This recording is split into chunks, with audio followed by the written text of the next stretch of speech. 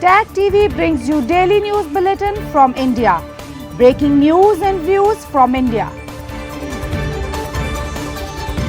You're watching South Asia NEWSLINE, and here are the top stories we are tracking for you on Wednesday, the 2nd of April. Government and opposition clash as Waqf bill hits India's parliament. Afghan refugees lament forced removal from Pakistan. Nepal government warns public against monarchist protest amid rising unrest.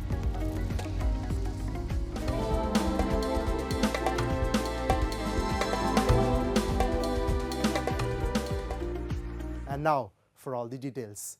Tense face-off between the opposition and the Treasury was witnessed on Wednesday, as the Indian government on Wednesday discussed the Waqf Amendment Bill in the Lok Sabha, aiming to bring key reforms to the administration and management of Waqf properties across the country. While the government has called the bill as a step towards transparency, opposition has termed it as overreach of power. We have a report. Tense face-off between opposition and Treasury was witnessed on Wednesday as the Indian government tabled the Waqf Amendment Bill for discussion and passage, following its clearance from the Joint Parliamentary Committee. During the discussion in Lok Sabha, Union Minority Affairs Minister Kiren Rijiju said the bill has no religious intent and added there was no rationale to assert that non-Muslims were interrogating laws for Muslims. Highlighting the increase of Waqf properties from 4.9 lakh to 8.72 lakh, the Union Minister said, if these properties were managed properly, it would not only have improved the lives of Muslims, but also transformed the destiny of the entire country. When our country has the largest Waqf property in the world, why hasn't it been used for the education, medical treatment, skill development and income generation of poor Muslims? He added. In a shocking claim, Rijiju said had the Modi government wasn't elected in 2014, the previous Congress government would have given Parliament and airport lands to the Waqf. तो हमारा गरीब मुसलमानों का पढ़ाई के लिए, medical treatment के लिए, स्किलिंग के लिए, इनकम जनरेशन के लिए क्यों काम नहीं हुआ आज तक बताइए?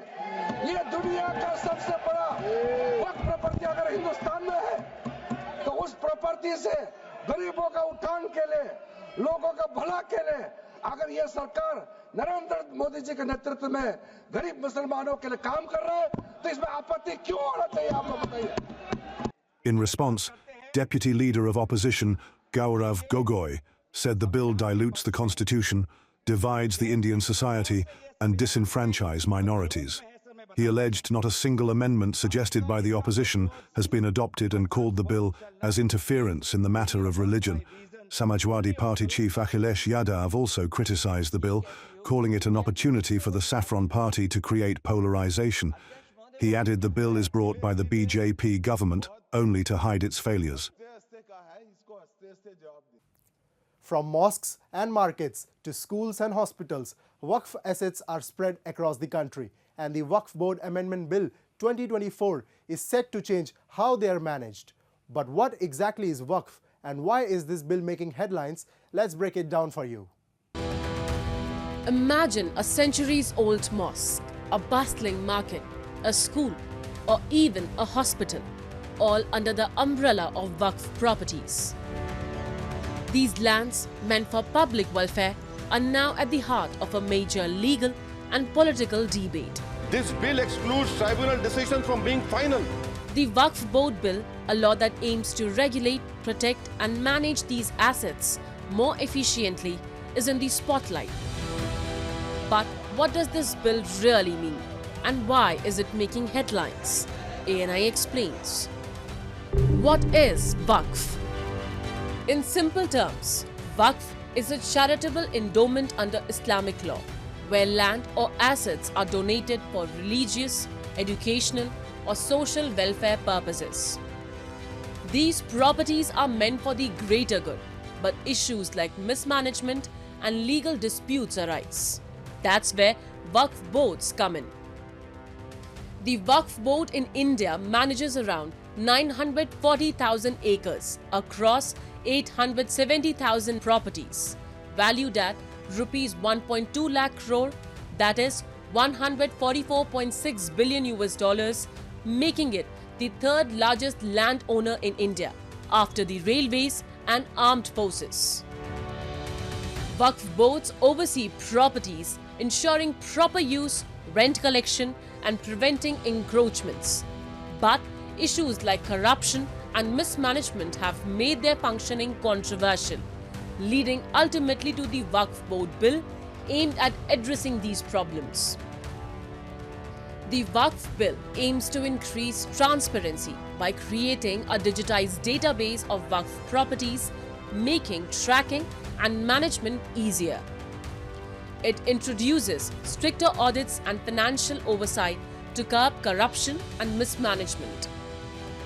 It also streamlines dispute resolution through special tribunals, ensuring faster resolution. Additionally, it promotes public participation in decision-making, reducing bureaucratic interference. Contrary to some beliefs, the central government is not revoking Waqf properties, but reviewing wrongly classified lands. Waqf property surveys will continue under strict authorities with improved accuracy. The bill seeks better transparency and management, not control. The Waqf boards of some states like Uttar Pradesh, Telangana and Kerala are opposing the bill, fearing it undermines autonomy and increases government control. Critics argue that groups like Jamiat Ulema-e-Hind and Jamaat-e-Islami have exploited Waqf properties for personal gain, hindering their intended purpose, which was charity. The bill aims to restore proper management and ensure Waqf properties serve the needy while upholding India's syncretic traditions. The Joint Parliamentary Committee on the Waqf Amendment Bill 2024 has already passed the bill, addressing transparency, accountability and improved management of Waqf properties. लोग कहते हैं कि कुछ लोग मुसलमानों का मस्जिदें, कब्रिस्तान और मुसलमानों का ज़मीन जायदाद छीन लिया जाएगा, ऐसा क्यों बोलते हैं? मुझे समझ में नहीं आ रहा है कि वक्फ कानून आज़ादी से पहले भी था हिंदुस्तान में, आज़ादी के बाद में भी ये कानून मौजूद है. Opposition parties argue that the bill grants excessive power to the government, calling it an attack on the constitution and potentially sidelining traditional custodians of Waqf properties. ये हमारे संविधान पर आक्रमण है और जिस तरीके से जेपीसी चलाया गया, अंत में जो 44 अमेंडमेंट से 44 संशोधन थे वक्फ एक्ट 2013 में, और पहली बार ये हुआ कि समिति में क्लॉज बाय क्लॉज चर्चा नहीं हो पाई. जब कमेटी में एक बिल रेफर किया जाता है, विधेयक जाता है, हर एक संशोधन पर चर्चा होती है. Supporters of the Waqf Amendment Bill argue that it protects Waqf properties from misuse and ensures proper management for the welfare of marginalized Muslims. पिछले कुछ दिनों में जो बयानात देखने में आए हैं कि लोगों को ये जज्बाती तकरीर करके बताया जा रहा है कि आपकी मस्जिद छीन जाएंगी, दरगाहें छीन जाएंगी, इमाम बाड़े छीन जाएंगे, ये बातें सरासर गलत है. देखिए, डेमोक्रेसी में पक्ष विपक्ष, सहमति असहमति एक डेमोक्रेसी का पार्ट है. A stormy Lok Sabha session is expected in the parliament as the centre has reintroduced the contentious Waqf Amendment Bill. Union Minority Affairs Minister Kiran Rijiju has tabled the bill for consideration and passage in the lower house. Its passage is going to play a pivotal role in shaping the future of these assets for the betterment of social welfare.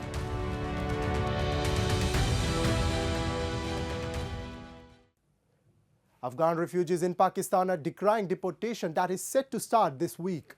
Pakistan, citing security concerns, has continued its repatriation drive despite international criticism. Afghan refugees in Pakistan relocated to a camp in Pakistan's Khyber Pakhtunkhwa have decried the decision by the government of their long-term home as deportations are set to start this week. Pakistan's Interior Ministry had set a March 31 deadline for all illegal foreigners and Afghan citizen card holders to leave, with deportations beginning April 1, but delays due to Eid pushed it to April 2nd. سوچ موږ سره ظلم دی زیاتی دی ځکه چې اوس یو سړی په خاو بدو پوه شو په پاکستان کې خوري او سکي که نه پاکستان اوس موږ داسې دی لکه خپل ملک ځکه چې بچپن نه زه ګرځم پاکستان کې داسې یو ملک نه دی چې ما نه دی پاتې شکر الحمدلله ما ته پکې نه چا څه ویلي دي نه را سره ظلم شوی نه را سره زیاتی شوی دی نو موږ پاکستان نه دا خواست کوو او دا ترې غوښتنه کوو چې زموږ افغانیانو سره داسې یو رویه وچلیږي چې مونږه دلته پاتې شو مونږ خفه نه شو مونږ یو د اصل نه د افغانستان لکه پیدایش هم د پاکستان نه مونږ مشران چې دي ټول د پاکستان کې پیدا شوي مونږ یې کشران یو نو اوس چې فلحال مونږ افغانستان له لاړ شو مونږ نه په افغانستان کې خپل ځای پېژنو نه مطلب داسې څوک انډیوالان یاران دوستان دا نشته مونږ چې افغانستان له لاړ شو نو په افغانستان کې څوک هم زموږ مطلب پېژندګلا نشته دی مونږ ته په افغانستان کې ډېر زیات تکلیف په پاکستان کې شوی خوشحالۍ ښه پکې راغټ شوي پکې خواړه او زاړه او ټول پکې پېژنو انډیوالان دي یاران دوستان هم دي نو موږ چې افغانستان لړ شو فعلال په افغانستان Islamabad links Afghan migrants to security concerns, blaming them for militant attacks and crime, a claim Kabul rejects. Pakistan's repatriation drive launched in 2023 has seen over 800,000 Afghan refugees return, though it still hosts around 2.8 million refugees, including thousands awaiting resettlement in Western nations. Moving on, education in POJK is at a crossroads, with government schools struggling to provide quality learning while private institutions continue to raise costs unchecked. Our report. The deteriorating state of education in Pakistan-occupied Jammu and Kashmir has left residents with little choice but to turn to private institutions despite the heavy financial strain.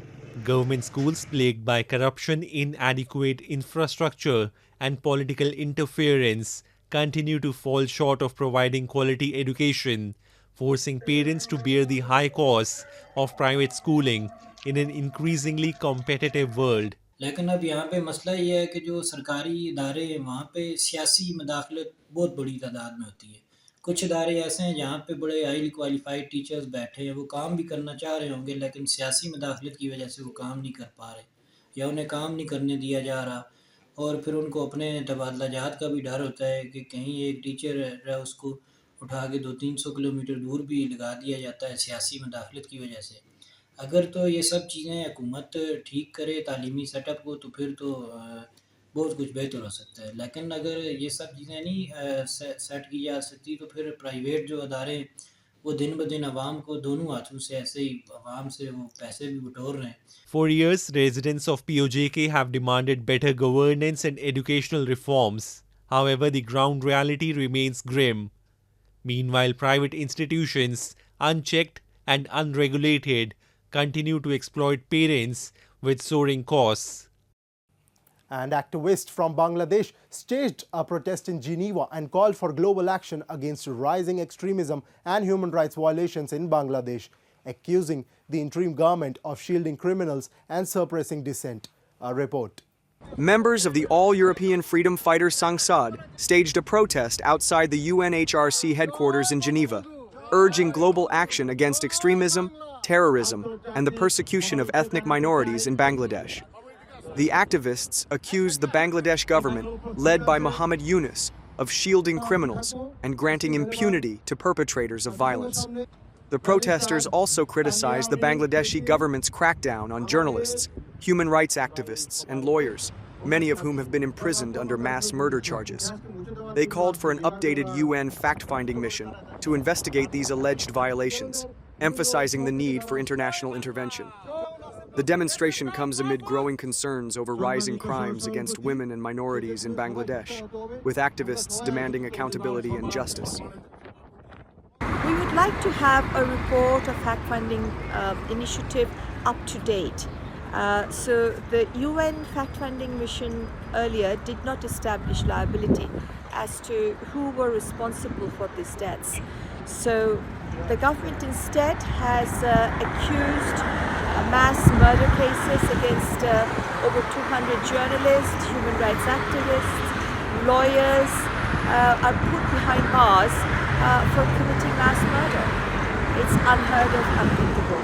So the UN report fell short of identifying liability, and we invite the Human Rights Initiative to investigate as well as come for a fact-finding mission of what's happening since the government took over to date. Because there has been so much atrocities against the minorities, against women. The government of Nepal has issued an appeal to the general public, urging them to refrain from participating in demonstrations organized by monarchist groups. The announcement came following a cabinet meeting on Tuesday, where Minister for Communications and Information Technology, Prithvi Subba Gurung, conveyed the government's stance on the escalating protest. The government of Nepal sincerely appeals to the general public not to get involved in such chaotic activities, Gurung said, referring to the violent clashes on March 28 that resulted in 2 deaths. The cabinet meeting also tasked the Ministry of Home Affairs with investigating the Tinkane incident, where protests turned violent, and ensure that those responsible are held accountable. Authorities have also been directed to implement measures to prevent similar incidents in the future.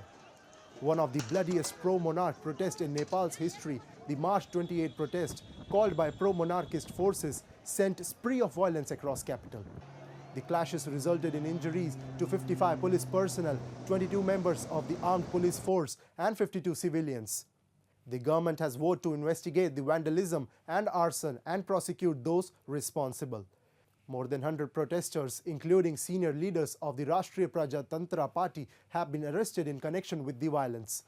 In 2008, former King Gyanendra Shah stepped down from the throne after Parliament voted to abolish Nepal's 240-year-old Hindu monarchy. But since then, Nepal has had 13 democratic governments, and many in the country have grown frustrated with the republic, blaming it for a struggling economy and widespread corruption. That's all in tonight's edition. We'll see you same time tomorrow. Good night.